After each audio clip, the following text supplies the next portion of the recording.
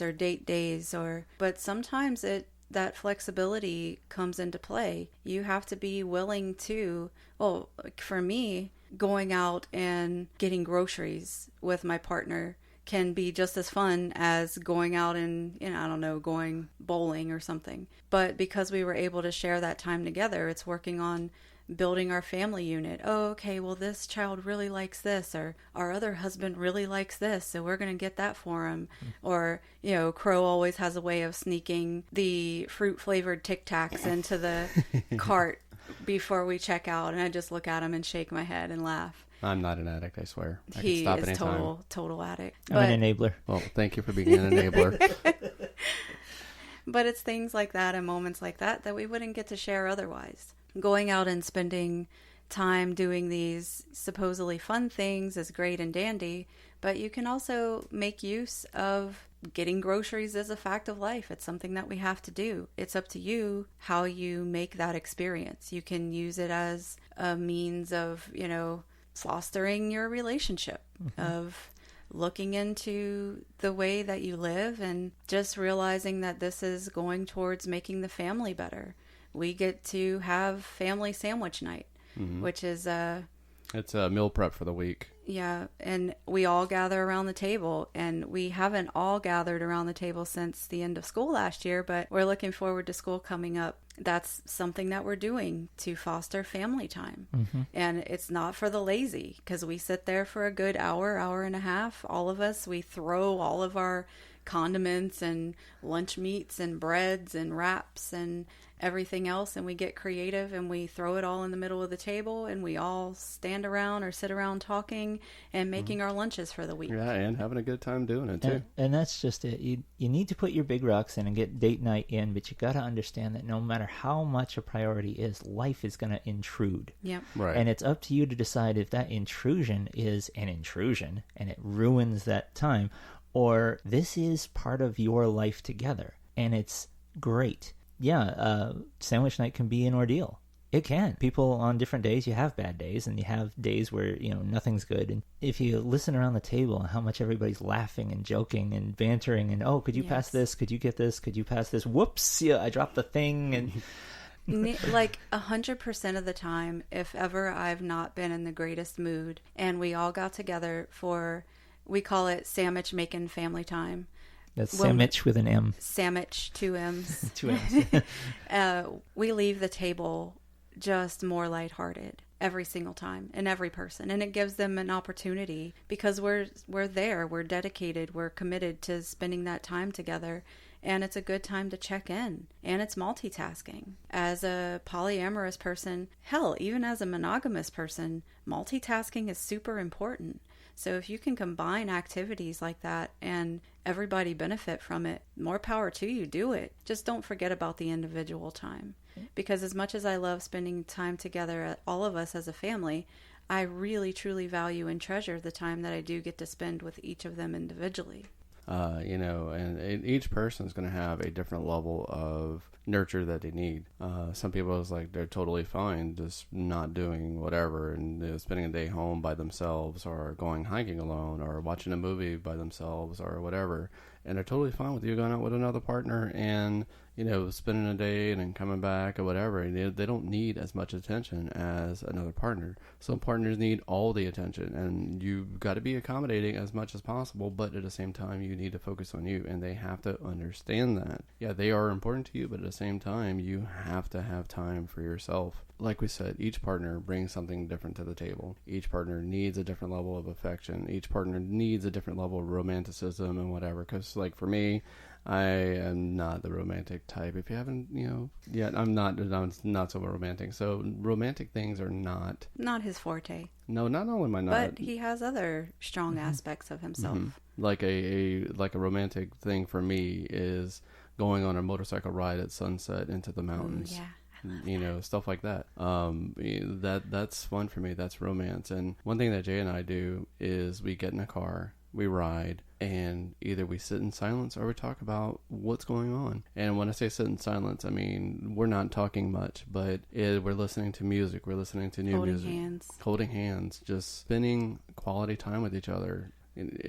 just listening to the music, riding with the windows down, the sunroof open, and just riding around. That is a bonding experience. So that's the kind of things that you can do. It's the small things. It's the big things. It's whatever that partner needs to feel connected with the other partner. And it's all very well to say that people that are Zan's type of personality type are not naturally romantically inclined. But I was just thinking when you were talking about riding the motorcycle into the mountains at sunset, I'm sitting there like, that's super romantic. A whole huge part of our audience is melting in their seats right now. One thing that I find that, like a motorcycle ride into the mountains, for me, being on the road, hitting the curves, all that stuff is fun. And for the passenger, it's even though since it's a sport bike, the backseat's not the most comfortable spot, but wrapping my arms around you is exactly. Yeah. And passing the mountains and slowing down in the curves where you can see the distance, just the horizon. That's one thing that that they get out of it. So you got to find things that y'all can do together. One thing for me, I love horror movies, and so Jay can't go to horror movies with me. But I've had, partners in the past where I could. And so just sitting. Or friends. Or, yeah, even friends. That was just, sitting in the theater watching this horror movie that is romance to me, I guess. Yeah, I'll take it. It depends on your connection. Mm-hmm. Those moments are moments that you can use to bond with those individuals. And it's important that you take those. It's like, okay, well, maybe this person isn't able to do this thing, but this person is. And it kind of allows you an ease of access, I guess, into being able to spend time with them. It gives you an excuse, and not that you need one. It's just like, oh, hey, I'm wanting to go see this, or this person is wanting to do this. How about we do this? So Crow is like the most accommodating person ever. Like, anything you want and need, he will go out of his way to make it happen for you. Oh my God, yes. He's so super sweet. He brought us all coffee this morning. He brings us coffee every morning. And one of his love languages is acts of service. And so that's what he gets out of, bringing us, coffee in the morning or fixing us breakfast or all that stuff. And what we get, well, especially me, is I get a couple more minutes in bed and coffee in bed. So, then that's another side of polyamory, is the fact that Crow and I are not in a romantic relationship, but at the same time, I benefit from him being there. And, that's one of the benefits that he gets out of it too. And I'm not just saying like, Crow, you're going to, give me this and give me that. It's like, it's just something that's like super awesome that he does. And at the same time, that comes into, one of our previous episodes was compersion, is the fact that he does this for Jay.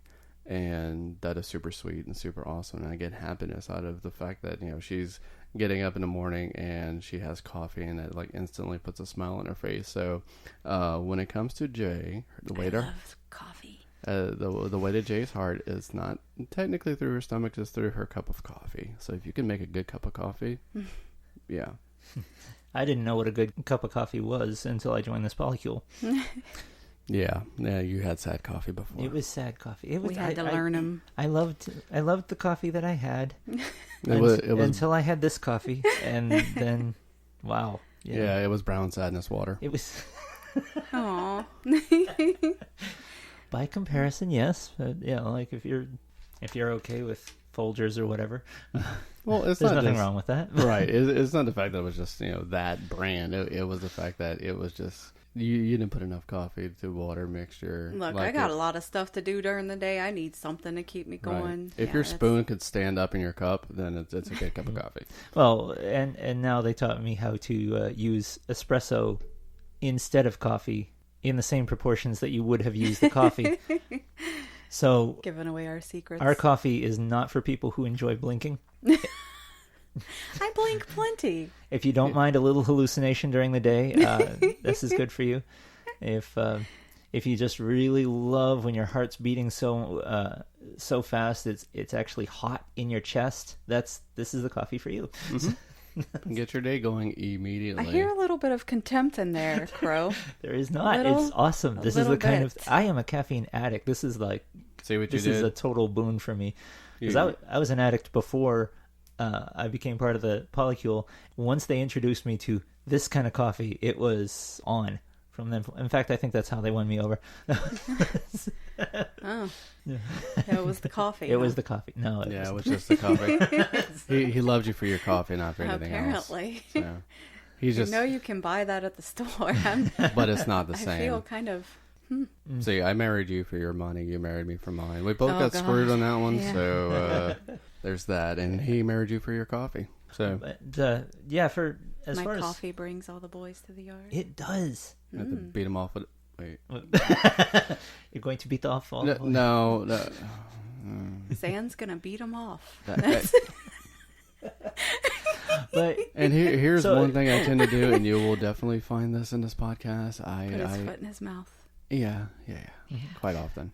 Here's an example of logistics accommodation. Last night was date night. Life comes into it. There were people who needed rides. There were people who, stuff that had to happen, and things like conversations that had to be had, and there was stuff going on that had to be addressed. And we got to see our friend and her kids. Right. There's lots of things, and if you can be a little accommodating, if you can be a little flexible. The friend that we got to visit with, she brought her kids over. She kept acting like, "Oh, we're intruding.